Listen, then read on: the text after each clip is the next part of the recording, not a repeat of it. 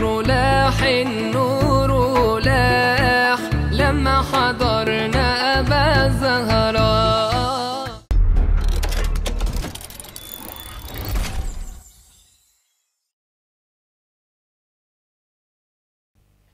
Bismillahirrahmanirrahim. Assalamualaikum warahmatullahi wabarakatuh. Alhamdulillahilladzi an'ama alaina bi ni'matil imani wal islam wa amarna bi ittihadi wasilatil arham. Wassalatu wassalamu ala asyrafil anam wa ala alihi wa ashabil kiram, amma ba'd. Alhamdulillahirabbil alamin. Semoga kita semuanya diridhoi oleh Allah, diberikan kemudahan dan keberkahan setiap urusan. Orang tua kita semuanya diberikan kesehatan zahir dan batin, diberikan umur yang panjang dalam ketaatan kepada Allah Subhanahu wa taala. Kita semuanya kelak mendapatkan syafaat dari Rasulullah sallallahu alaihi wasallam. Amin. Bismillahirrahmanirrahim. Kitab Ta'limul Muta'allim. Qala al-muallif rahimahullah taala wa nafa'ana bihi wa bi'ulumihi wa bi asrarihi fid dharain. Amin. Ini tuh kenapa pakai meja? Karena kemarin baru saja kita ngaji. Salah satu adab menghormati kitab adalah tidak boleh lebih tinggi dari kaki. Maka ininya kalau tak taruh bawah kok kayaknya pas sak dengkul gitu, kok kurang menghormati. Maka tak naikkan lebih tinggi. Jadi kitabnya lebih tinggi daripada kaki. Kurang lebih seperti itu ya. Jadi besok kalau zaman baca Quran dan sebagainya jangan pernah taruh di bawah gitu. Kan baru ngaji belum lama ya. Bab membawa kitab atau menaruh kitab. Berarti kalau ada urutan kitab itu yang paling atas apa? Al-Quran. Kemudian bawahnya tafsir, bawahnya hadis, bawahnya sampai yang paling bawah apa? Nah, kitab yang lain bawah lagi apa? Buku catatan bawah lagi, koran dan HP paling di bawah. Karena kadang-kadang ada HP di atas Quran. Ya kalau HP-nya isinya Quran, kan aku ora percaya. Gitu ya. Baik, bismillahirrahmanirrahim. Wa amma asbabun nisyanil ilmi, adapun sebab-sebab yang menjadikan seseorang lupa akan ilmu. Fa akluz kuzbarati ar-radbati. Ini mulai ada bab-bab yang sedikit kontroversi di dalam Ta'limul Muta'alim.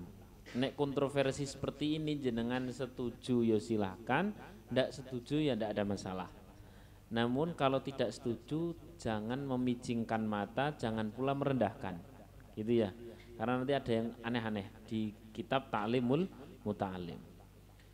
Adapun sebab-sebab yang menjadikan seseorang gampang lupa akan ilmu adalah fa'aklul kuzbaratir rutbati, memakan ketumbar basah. Atau sampean mulai, masa apa hubungannya ilmu karo tumbar? Ora setuju ora apa-apa, tapi jangan mosak-mosok kayak gitu.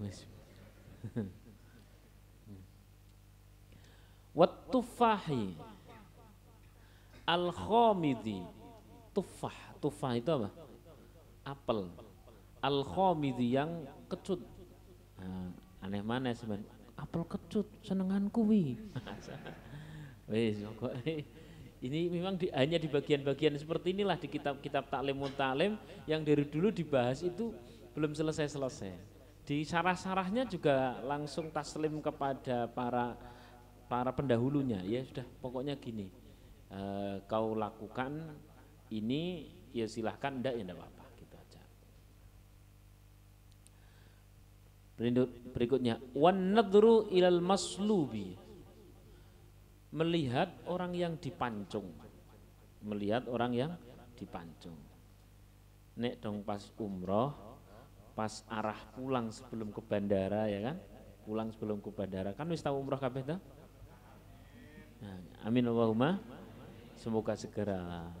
Nah, ini buka terus langsung semuanya pada umroh. Alhamdulillah. Jangan amin toh, ada ikhtiarnya. Ya, pas belum pulang, nah, kita sambil nunggu bandara sebelum ke pusat perbelanjaan sempat mampir dulu ke namanya Masjid Kisos. Ya, di Masjid Kisos itu kalau Jumat biasanya ada orang di Kisos. Nah, orang melihat di Kisos itu memudahkan seseorang lupa dalam urusan ilmu. Nggak usah dikritisi macam-macam. Ya paling pol ya mungkin wongnya terus kagetan atau trauma, wedi terus akhirnya dadi lali apalane ngono ya iso. Namun apakah seperti itu atau tidak, inilah teks saya bacakan apa adanya. Berikutnya wa qira'atu lauhil quburi, membaca tulisan yang ada di nisannya orang mati. Namanya misalkan siapa bin siapa mati tanggal berapa di situ, enggak usah dibaca. Itu enggak ada apalane cepet lali. Kenapa seperti itu? Ya mungkin mantan kui ngono kan terus umpama ngono. Itu kan langsung lali kabeh to.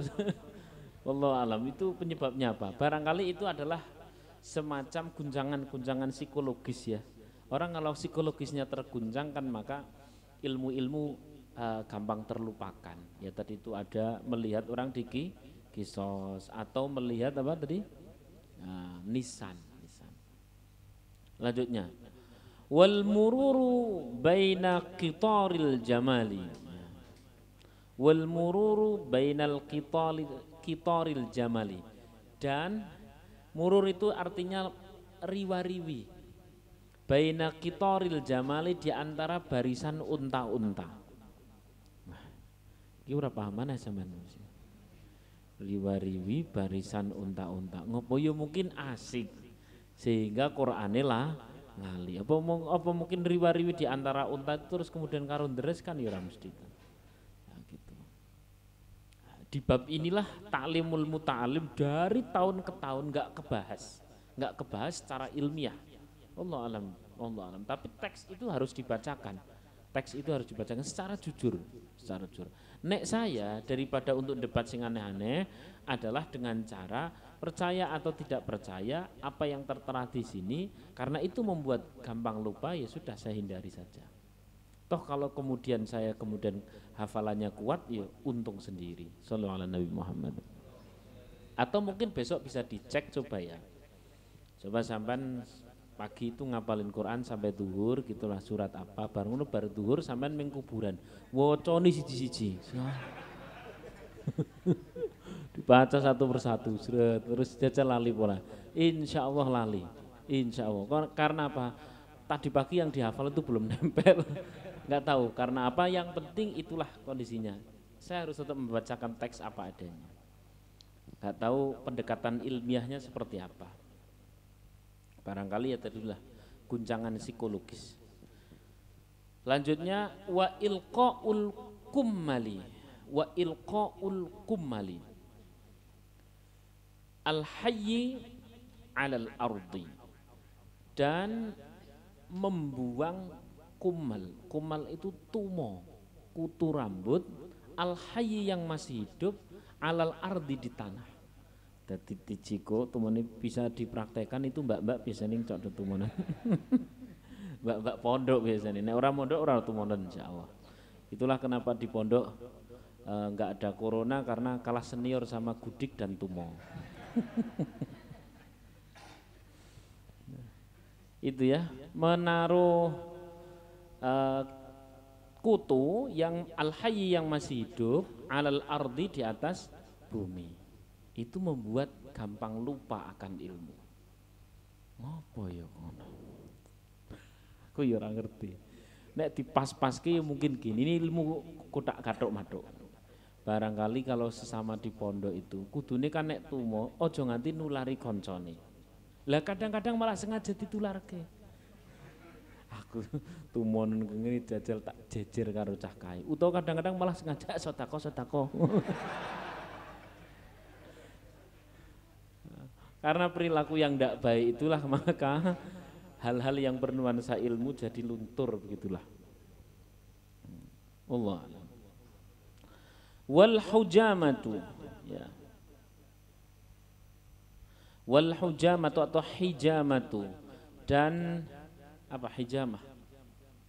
Cantuk bekam ala naqratil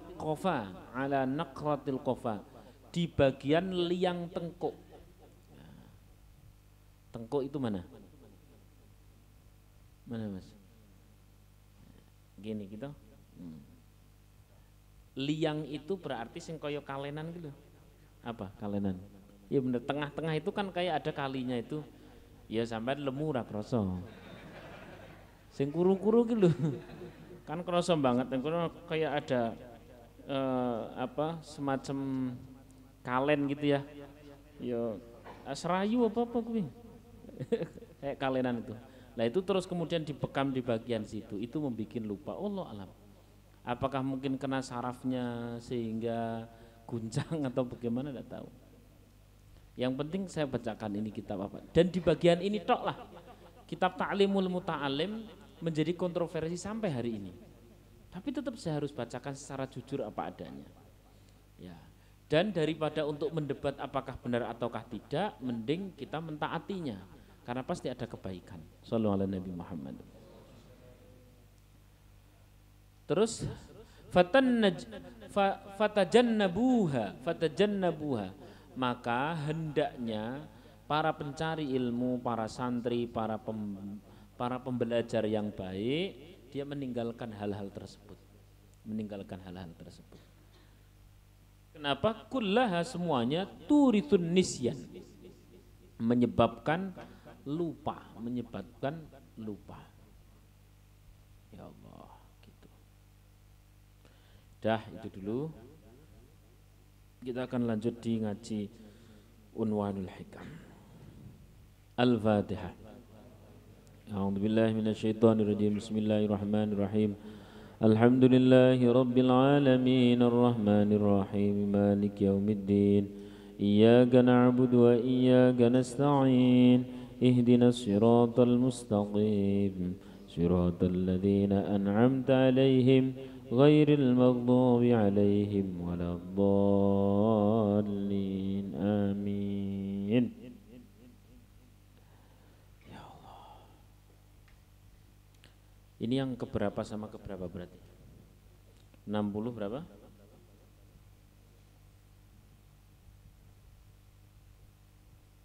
Enam dua, 63. Bismillahirrahmanirrahim. Qala al-muallif rahimahullah ta'ala wa nafa'ana bihi wa bi'ulumi wa bi asrari fid dharain amin.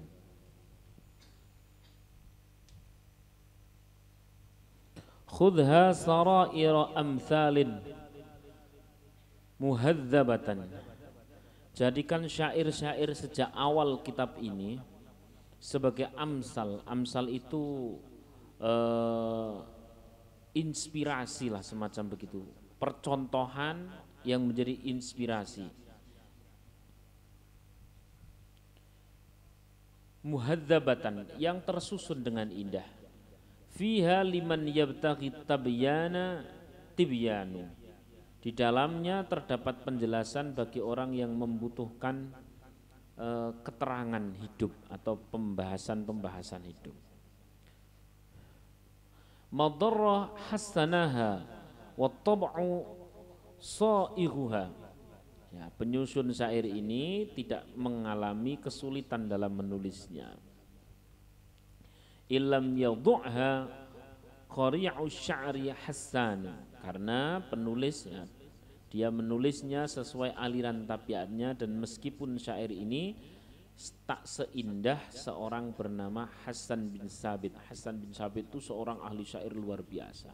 Ini saking tawaduknya Syekh Abdul Fath Al-Busti, ya, merendah diri bahwa syairnya itu katanya tidak begitu bagus. Sebenarnya bagus sekali. Ini juga syair yang saya pernah ngelihat sama Habib Hamid itu, nonton sebuah video gitu, ngelihat bahwa Habib Umar bin Hafid itu juga membahas kitab ini, Qasidah Unwanul Hikam, dan ada yang melakukannya. Belakangnya pasti an gitu ya. Belakangnya pasti an itu. Misalkan saya kasih contoh ya. Begini.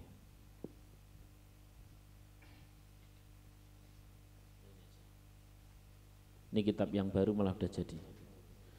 Di kitab ini memang sengaja nanti jadinya semacam apa namanya, membuat ta'liqat atau catatan. Ziyadatul mar'i fi dunyahu nuqsanu wa ribahuhu ghairu mahdil khairi khusranu wa kullu wijdani hamdun la thabata lah fa inna ma'nahu fit tahqiqi fiqdanu. Belakangnya selalu seperti itu. Intinya kitab ini terdiri dari 63 syair yang kesemuanya telah kita bahas selama kurang lebih 2 tahun ini ya. 2 tahun ini. Dan kemudian alhamdulillah ada salah satu jamaah itu yang membuat semacam cetakan seperti ini. Ini di sini ada syairnya, ada terjemahnya, terus ditulis dalil terkait, di sini catatan ketika kajian, kurang lebih seperti itu. Nah, ini bukan promosi, ini cuman cerita saja. Cerita saja. Nanti sing kepengin seperti ini ya nanti bilang sama teman-teman di laman. Baik, kita lanjutkan. Jadi di dalam kitab ini kita upas ya. Nyaris semua kitab ini itu banyak berbicara terkait masalah adab. Adab yang kita tahu bahwa Ibnul Mubarak pernah mengatakan allamanal adab 30 aman wa ta'allamanal ilma 20. Kami ini mempelajari adab selama 30 tahun, sedangkan kami mempelajari ilmu hanya 20 tahun. Maksudnya untuk mempelajari adab-adab yang biasa dilakukan oleh para salafunas sholih ini biasanya lebih membutuhkan keseriusan daripada ilmu-ilmu yang hanya ada di lintasan pengetahuan. Nama kitab ini namanya Unwanul Hikam. Unwan itu artinya semacam bendera ya, atau ya tanda, bendera atau alamat. Al-Hikam itu artinya adalah kebijaksanaan. Jamak dari hikmah menjadi hikam, kebijaksanaan. Ini ditulis oleh seorang alim, penyair, ahli sastra, ahli hadis juga. Beliau adalah Syekh Abdul Fath Al-Busti Ali bin Muhammad bin Husain. Lahir pada tahun 330 Hijriah dan wafat pada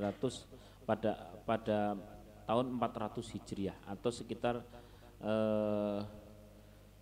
berapa ini? 10 Masehi. 10 Masehi itu berapa? 1010 ya, 1010 Masehi. Nyaris semuanya ini membicarakan terkait masalah adab. Nah, kita telah membahas semuanya. Minimnya adalah adab terkait masalah hati, menjadi penting sekali. Saya kasih contoh misalkan yang sampai saya hafal karena memang benar-benar menjadi pegangan. In asa'a musi'un falyakun fil urudi in asa'a musi'un falyakun fi urudi zallati safhun wa ghufranu. Bila datang kepadamu seseorang yang membuatmu tidak nyaman, sakit, merasa terdolimi, merasa teraniaya, tertipu, tergatak, ter-PHP, apalagi ya, terlalu dan yang lain itu, maka sulit sekali bagimu pasti memaafkan andai kau tidak tahu caranya. Namun bila kau tahu caranya, maka memaafkan ini menjadi perkara yang mudah. Apa itu? Dalam petunjuk kitab ini kita disuruh namanya sofhun. Sofhun itu kayak kalau kita membaca itu namanya sohifah atau lembaran. Sofhun itu cover. Cover itu packing. Packing itu apalagi? Sampul. Bingkai. Bingkai ya. Bingkai tapi yang hakiki. Bingkai tapi yang hakiki. Jadi kalau misalkan ada seseorang yang mengkhianatimu, satu ketika dia bilang katanya mau menikah denganmu, ternyata dia menikah dengan temanmu yang lebih jelek, umpamanya begitu. Dan kamu menjadi MC, muni pura kira-kira, misalkan begitu umpamanya. Ini kan sulit sekali memaafkan. Karena kelingan wajahnya pengen balang sandal. Sulit sekali maaf bila belum tahu caranya. Namun dengan adab-adab yang ditawarkan di dalam kitab ini menjadi ringan sekali cara memaafkannya. Ya ini dengan cara sofhun, membuat bingkai ulang tapi bukan permainan psikologis. Umumnya orang kalau dalam permainan psikologis ya anggap saja mungkin dia itu begini begitu dan itu kan namanya permainan psikologis. Ada seseorang yang misalkan nipu uang sampean ya mungkin ini cara dia sedang ngetes kamu siapa gitu. Orang aku butuh dites. Kenapa kok bisa jawab seperti itu? Karena ini hanya merupakan permainan psikologis. Atau misalkan sampean dimarahi orang, mungkin orangnya itu salah orang, sebenarnya bukan kamu. Kamu itu hanya jadi korban saja. Orang kenal aku kok. Nah, kan. Itu permainan psikologis. Atau satu ketika sampean dihianati sama seseorang, terus kemudian teman bilang, wis to masalah dihianati kok ngono sing tenang, sing ayem. Lho tenang sing ayem wong dhewe kan ya padha. Ora aku beda, coba ngrasake aku. Ya moh to mosok kon ngrasake kowe. Intinya membuat bingkai ulang sebuah kejadian bila tidak hakiki itu pasti tidak kuat. Pasti tidak kuat. Lah di dalam kitab ini itu ada cara membingkai kejadian tapi yang hakiki. Hakiki itu benar adanya dan hak kebenarannya.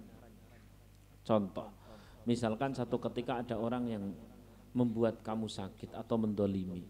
Maka dalam kitab ini disebutkan bahwa setiap orang yang membuat kamu sakit karena terdolimi berarti kamu itu mendapatkan satu tiket doa mustajab. Kalau saya tanya orang terdolimi itu doanya mustajab atau tidak? Mustajab. Hanya sayang kalau belum ngaji doa yang mustajab itu langsung digunakan untuk menghantam yang mendolimi. Betul nggak? Dia yang mendolimiku ya Allah, jadikan seluruh wajahnya koreng.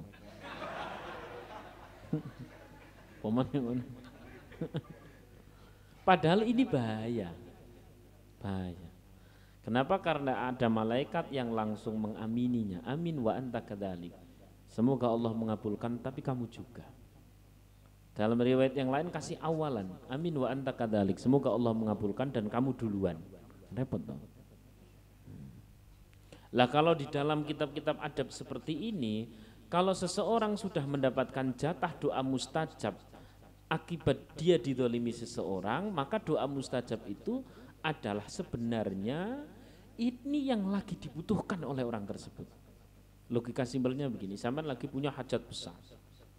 Hajat besar. Yang hajat besar itu membutuhkan keajaiban. Yang hajat besar itu membutuhkan akselerasi. Yang hajat besar itu membutuhkan hal-hal yang di luar nalar karena ini sudah sulit. Lalu lagi jelas susah-susahnya seperti itu. Loh kok ada orang yang maaf mencaci, memaki, mendolimi dan sebagainya. Orang tidak ngaji akan mengatakan sudah jatuh tertimpa gunung. Loro tenan kok, tangga sih mak kluduk ngono tok. Tapi bagi yang sudah ngaji dia langsung aha, saya didolimi orang, punya jatah doa mustajab. Saya lagi punya hajat besar. Berarti hajat besar ini gampang tergapai. Senjata doa mustajab ini dikirim oleh orang yang mendolimi saya. Matur suwun mas, tak kirimi ganti pulsa. Sallallahu alaihi Nabi Muhammad. Dan ini dalilnya jelas bahwa orang terdolimi itu doanya tapi jangan buat nyerang yang mendolimi karena tidak produktif. Ngapain juga? Langsung saja muhasabah, kita lagi punya hajat besar apa? Barangkali memang orang tersebut dikirim oleh Allah untuk memberikan keajaiban, dia sebagai perangkat dari Allah. Maka justru kita akan mengucapkan apa kepada dia? Ulangi, maka justru kita akan mengucapkan apa kepada dia? Sing seru, mengucapkan apa kepada dia?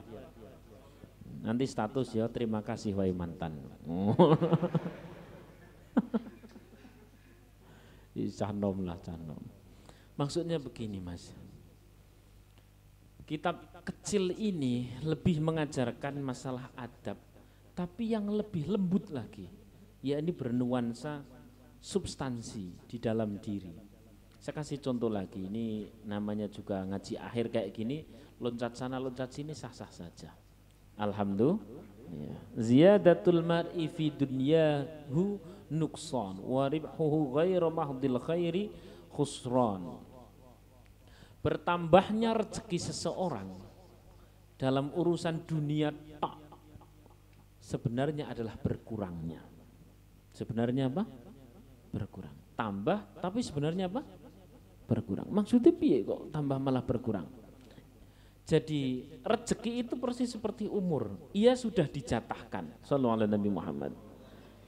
Berarti kalau kita umurnya bertambah, sejatinya umur kita sama. Kalau satu hari saya mendapatkan uang 2 juta, maka sebenarnya 2 juta yang tadinya misalkan saya punya 1 juta, terus hari itu mendapatkan tambahan 2 juta. Saya tanya, bertambah atau berkurang? Tanya, bertambah atau berkurang? Ulangi lagi, bertambah atau berkurang? Bertambah atau berkurang? Sing keras, bertambah atau berkurang? Sampean punya 1 juta, terus kemudian hari itu sampean jualan laris. 1 juta ini kemudian menjadi 3 juta, bertambah atau berkurang? Tambah atau berkurang? Berkurang. Karena sebagaimana umur, yang turun itu berkurang, bukan bertambah. Jadi bertambah atau berkurang? Bertambah.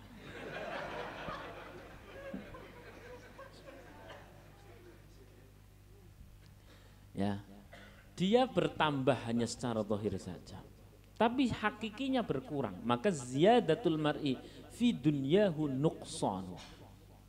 Dia itu berkurang. Karena misalkan seseorang hidup umurnya berapa, misalkan kata 70 tahun gitu, 70 tahun. Rezekinya yang akan ia makan adalah beras sekian ton, terus kemudian air sekian tangki, ya kan, nafas oksigen sekian. Tiap kali ia mengambil jatah sebenarnya bertambah atau berkurang? Shallallahu alaihi Nabi Muhammad. Berkurang. Maka pada saat besok sampean dodolan laris untuk duit 2 juta, innalillahi wa inna ilaihi raji'un.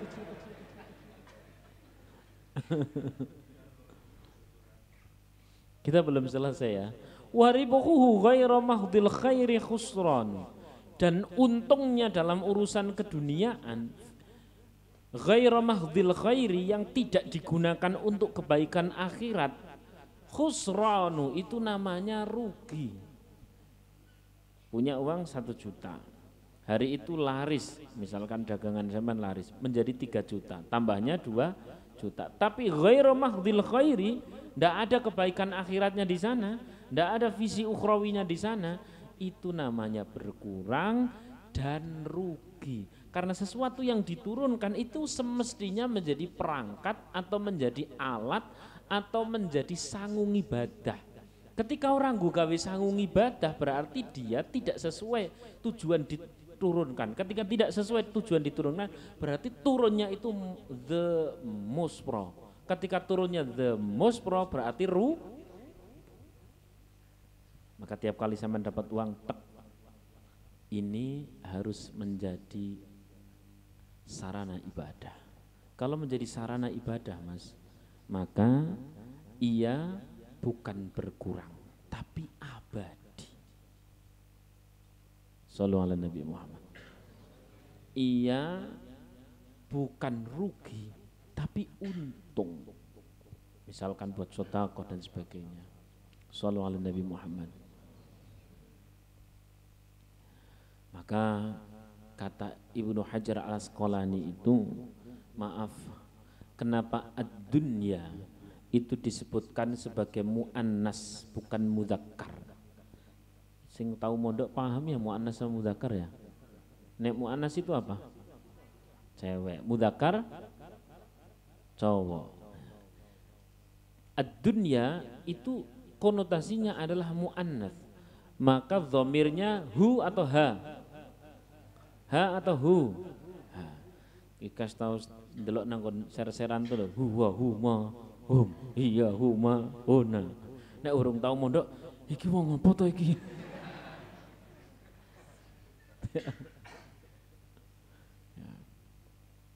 Ha kan berarti muannas.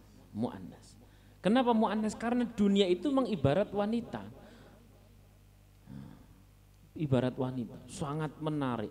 Bahkan kalau benar-benar itu murni dunia, bukan wanita sembarangan, tapi dia adalah wanita pelacur.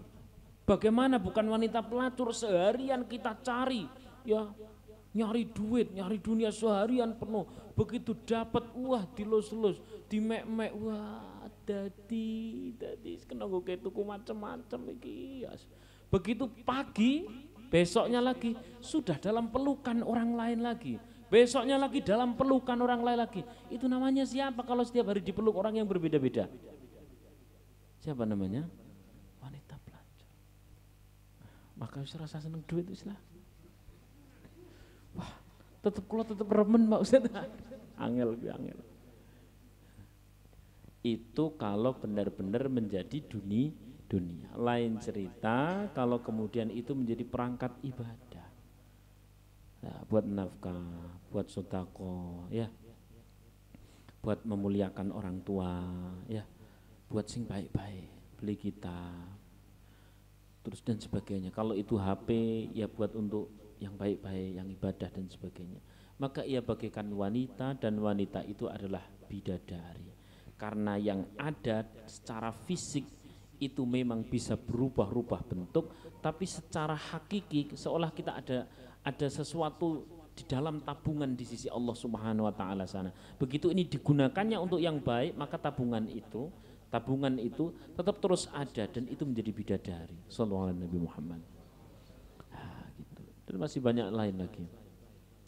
Sehingga ini sebenarnya ilmu adab, tapi lebih pada adab-adab rohani, Ya, ini kayaknya karena nanti ada sesi makan dan mungkin butuh waktu, karena kadang-kadang makan sama ngaji itu bisa lebih lama apanya. Alhamdulillahirobbilalamin. Ini ya Mas, nanti ini difasilitasi sama teman-teman panitia kayak gini nih. Ini misalkan syair yang keempat gitu ya. Ini dalil terkait, dalil 1, dalil 2, dalil 3. Nah ini ada ta'liqat, ada buat catatan. Nanti barangkali apa WA admin gitu ya, WA admin. Terus jangan, ndak usah carane, ndak usah semuanya WA, kelompok berapa tuh, seret. Paling ganti ongkos cetak gitu saja. Dicetak sendiri juga monggo silahkan. Tapi di sini ada tulisannya kok. Tulisannya biar ini.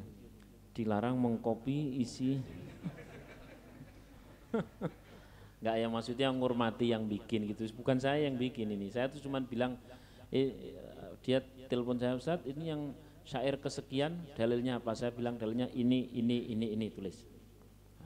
Nah, udah selesai syair 6. Syair 7 bunyinya gimana? Ahsin ilan nasi tasta'bid qulubahum fatala masta'badal insanu ihsanu. Oh, itu dalilnya ini. Lihat di kitab ini dia bikin.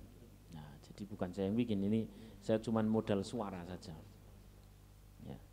Ahsin ilan nasi tasta'bid qulubahum. Berbuatlah baik kepada manusia tapi yang ihsan.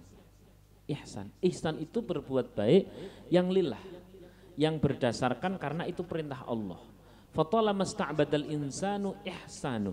Maka manusia itu akan kau bisa kendalikan kebaikannya. Kau bisa kendalikan orang tersebut. Ini sering saya lihat pada saat didik anak. Kalau saya itu misalnya ini ya rotok curhat-curhat dikit. Mandikan anak, terus kemudian makain baju, terus kemudian macam-macam, berangkat sekolah, walaupun yang antar kadang bukan saya, tapi tetap saya usahakan sengantuk apapun, karena bengi malam baru saja melek, tetap tak usahakan kemudian saya mandikan, pakaiin baju dan sebagainya. Nah itu namanya saya sedang berbuat baik. Lah kalau sudah berbuat baik seperti itu, fatala masta'badal insanu ihsanu, maka orang tersebut seperti terpegang hatinya oleh setiap orang yang berbuat baik. Bayangkan kalau saya tidak ada pengorbanan seperti itu, maka niscaya dia tidak akan taat. Maka setiap kita mungkin punya pahala kepada anak itu ya ngono-ngono kuwi. Wah, sampean ora pato nyambung kok ngomong anak kok bojo kuwi urung duwe kok jan. Bila sungkawa. Tapi harus ihsan. Bukan sekedar berbuat baik yang kamuflase, bukan sekedar berbuat baik yang nabung positif pada seseorang, bukan. Kenapa? Itu sifatnya hanya nanti transaksional. Lah bayangkan kalau ada seorang ibu atau bapak kepada anaknya transaksional, apa bisa membalas kita kepada bapak ibu? Tidak bisa. Maka udah tulus saja. Nanti kelak kita akan punya anak yang tulus pula kepada kita. Shallallahu alaihi Nabi Muhammad. Ya. Dan ketulusan itu tetap tulus walaupun disangka tidak tulus dan tidak menginginkan untuk disangka tulus. Mumet sama ngono. Benar. Ya. Ketulusan itu tetap tulus walaupun disangka tidak tulus dan tidak berhasrat orang lain untuk menyangka tulus. Yesus, kenapa po? Sallallahu alaihi Nabi Muhammad. Ya gitu. Ya, ini sudah saya berikan beberapa gambaran ya.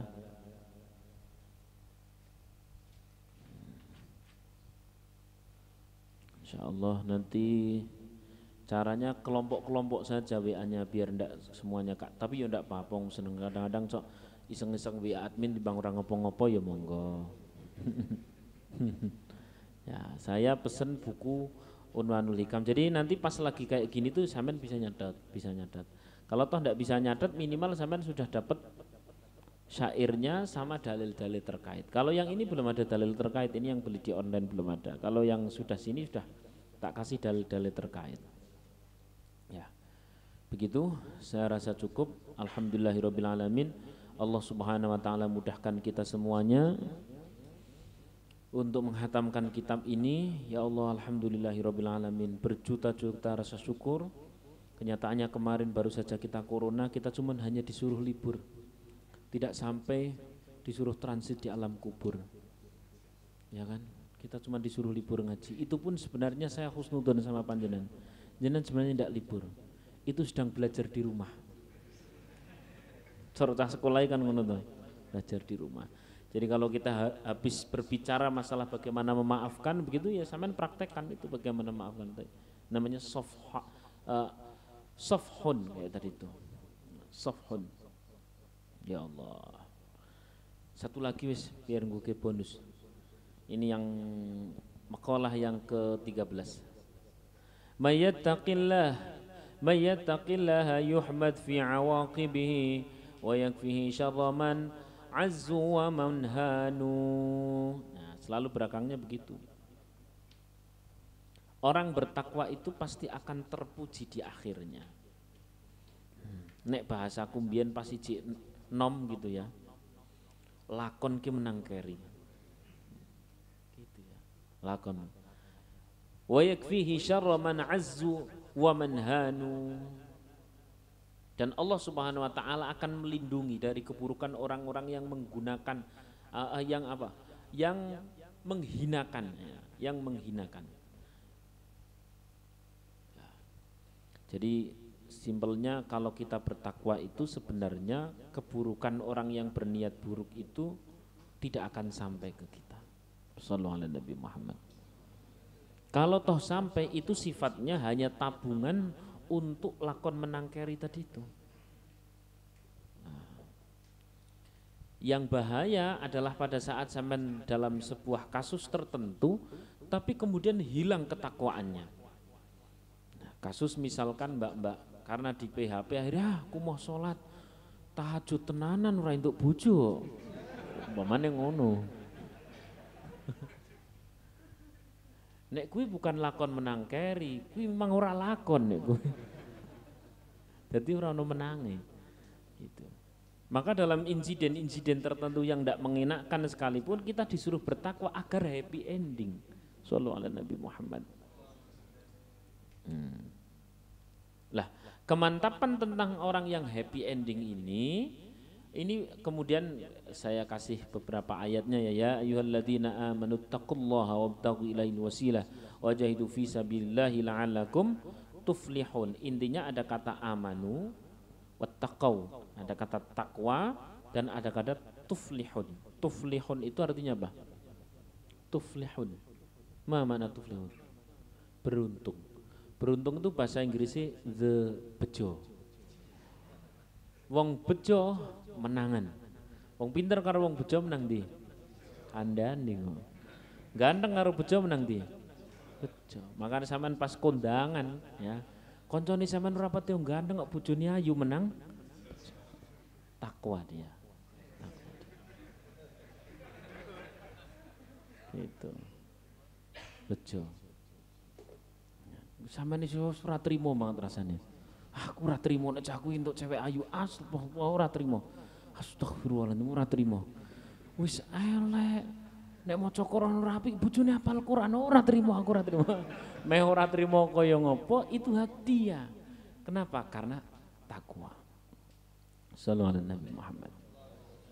Dan masih banyak sekali nilai-nilai kehidupan yang sangat bagus di dalam kitab ini sehingga walau ini sudah hatam, saya tidak akan ganti kitab lain. Saya masih akan mengulas kitab ini sampai ya kita oleh Allah Subhanahu wa taala diberikan kemampuan untuk mengamalkannya. Dan kalau ada yang mengatakan, "Loh, kenapa bukan Al-Qur'an? Kenapa bukan hadis yang dikupas?" Mas, Mbak, di atas ada syairnya, di bawah ada Quran dan hadisnya sebagai dasar. Jadi pondasinya. Pondasinya tetap Al-Qur'an dan hadis. Lalu kemudian syair itu biar nuansanya apa ya, bahasanya lebih aplikatif, lebih ada suasana-suasana yang suasana itu antar manusia, antar kita. Kalau Quran antar siapa? Allah dengan makhluk. Kemudian hadis antar siapa? Nabi dengan umat. Lah pas syair itu biar antar kita. Sallallahu alaihi Nabi Muhammad. Jadi kayak ada semacam obrolan. Bukankah dalam media dakwah atau metode dakwah butuh seperti itu? Misalkan sampean bapak atau ibu atau adik atau kakak sing lagi melakukan sesuatu yang tidak baik, kan enaknya dijak ngobrol. Enak dijak ngobrol atau ya ayyuhalladzina amanu. Baru setelah diajak ngobrol, ini dasarnya adalah Al-Quran ya ayyuhalladzina amanu, kan gitu tuh. Sallallahu alaihi Nabi Muhammad. Maka kita tetap akan bahas kitab ini. Al-Fatihah. A'udzubillahi minasyaitonirrajim. Bismillahirrahmanirrahim.